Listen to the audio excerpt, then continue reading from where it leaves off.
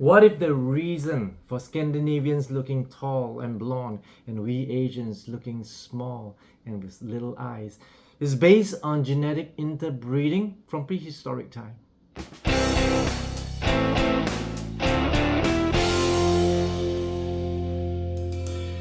We also like to ask the question, will the white Australians with European descent, if they live in Australia for the next couple of 100 years, will they look like the local aborigines based on the theory of evolution? And thirdly, I would like to ask the question, should basketball be categorized in height category to make the game more fair? We have a mind-blowing episode today. For those of you who are new to this channel, we do face reading and body language, and today I want to go back in time and ask the question, are we hybrids of human-like creatures, and is it still in our genes? Currently, we are known as Homo sapien sapien, double sapien, which means the wise man, the modern wise man. We can use tools, we can use AI, and before that we are known as Homo sapiens, we are already the modern man. We stand with our 2 feet, we can use tools, but that would include the caveman and such. So it's already a fact that Homo sapiens did live simultaneously with other human-like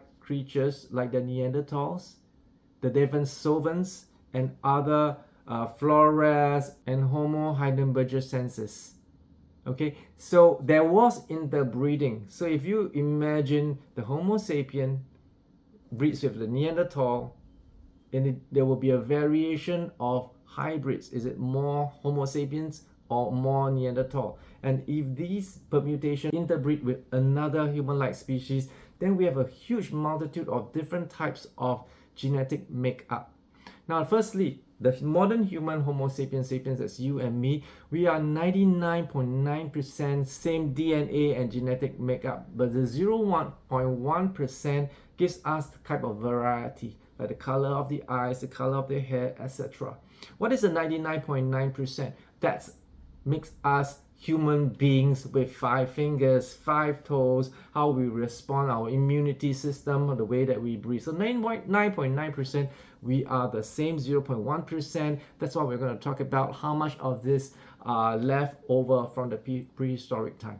So fun fact, the chimpanzee and the human beings about 1 to 2% difference in this DNA makeup, but can you see the vast difference just by 2%? The smartest human being can send rocket ship to space. The smartest chimp can only do simple mathematics. Okay, so based on this, when the humanoids start to migrate out, we came from Africa about 300,000 years ago, but there are the Neanderthals and the Denisovans that are moving to Asia and moving to Europe. And you need to understand that during that time where there's no proper transportation, it will take hundreds of years, if not centuries, before these two meet again. And that's why there's a very homogeneous like structure or race. So if you see the Japanese, they're very homogeneous. You see the South American, they look distinct, and the Scandinavians, they look very distinct. Okay, now in our modern era, there's aeroplanes and we can interbreed, and so we have lots of diversity, no problem. So the point I want to make is, if we have some leftover genes from the prehistoric human-like creatures, that's definitely one of the reasons why we will evolve into a certain height type or body structure, etc.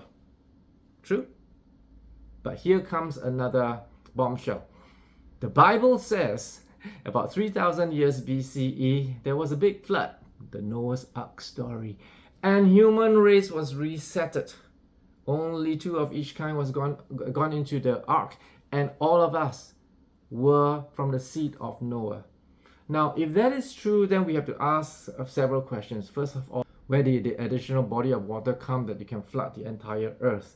And during that time, were there other civilizations? Were there other modern civilizations? And the answer is yes. There were the Egyptian civilizations, there were the Sumerians, there were the prehistoric Europe, China, Longshan, and the Kara civilization of Peru.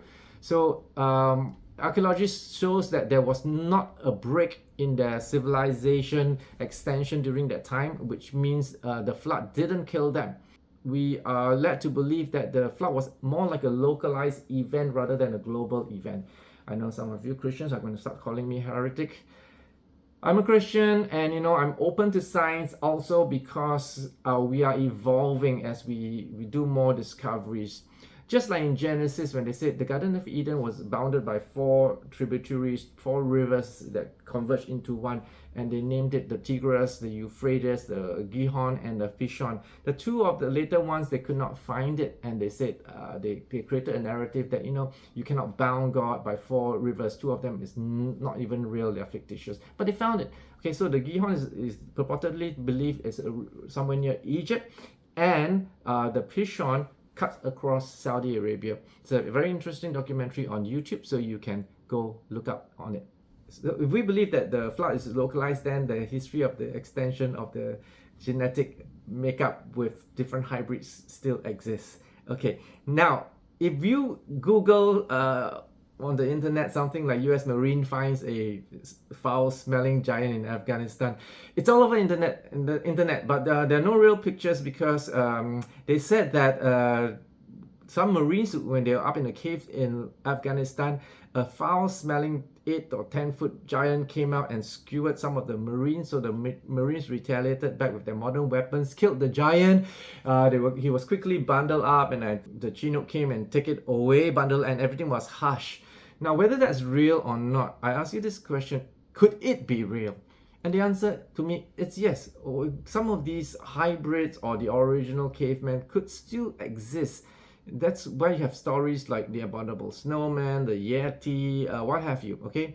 I'm not saying they're true. I'm saying that, well, it's possible that these people still exist. So that leads to the question on whether the European migrants to New Zealand and Australia will eventually look like the local Aborigines. So let's make a clear distinction. There's an evolution called photoadaptation, which means a lighter skinned person who goes into a very hot climate, they are more tend and prone to have sunburn and even cancer. And it takes a while before there is a gene instruction for that pigmentation to be more tougher. Okay, the pigmentation will be tougher, so they will not get cancer and they will not get sunburn.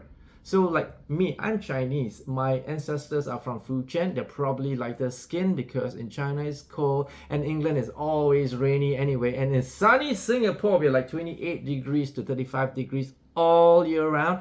And so although we are Chinese, we are a bit more tan.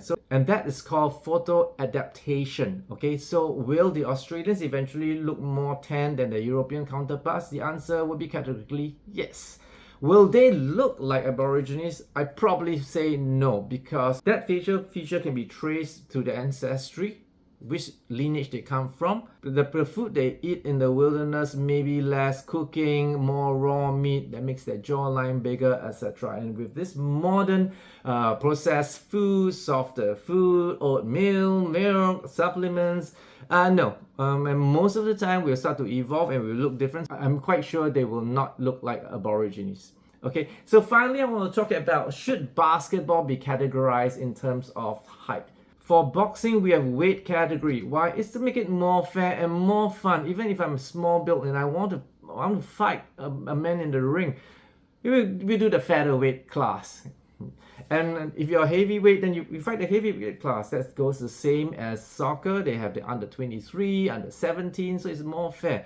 In terms of golf, you have the handicap, so the lower ranked players can play with the higher ranked players. So why not basketball? Should basketball be categorized in height category so it becomes more fair for maybe nation with shorter people? They can still win in a certain height category. So the tallest basketball player ever lived is Grohe Muresan, who stands 7 feet 7 inches. That's 2.31 meters. He could probably hold the ball like that and look down on his opponent and just put the ball into the net. Okay, so it will not be fair. In fact, I think if you take 20 of the tallest best players in the world against 20 of the shorter best players in the world, I would bet my money that the taller one will win. Okay, so welcome to my channel. This is on body language and face reading. And the reason why we are deep diving is because I want my community to be more informed face readers and how genetic makeup can affect the reading. So like what I teach them, by default, most Koreans have smaller eyes, so we do not read that trait. But if like an African who have bigger eyes, and suddenly you find an African with smaller eyes, then we say, hey, that guy's more sensitive, or it's showing up in the face. Okay, if you want to know more about this face reading thing, the inexpensive course is in the comment section. But at the end of the day, we do face reading, and if you see this picture of this basketball player, Moreshan, instantly I say he has an illness called acromegaly. And that is a disease of the pituitary gland that makes his body grow and grow and grow. And usually they don't play basketball because they might have some bone issue. But for this guy, definitely an advantage. So if you like my channel, subscribe because we have lots of great stuff coming up.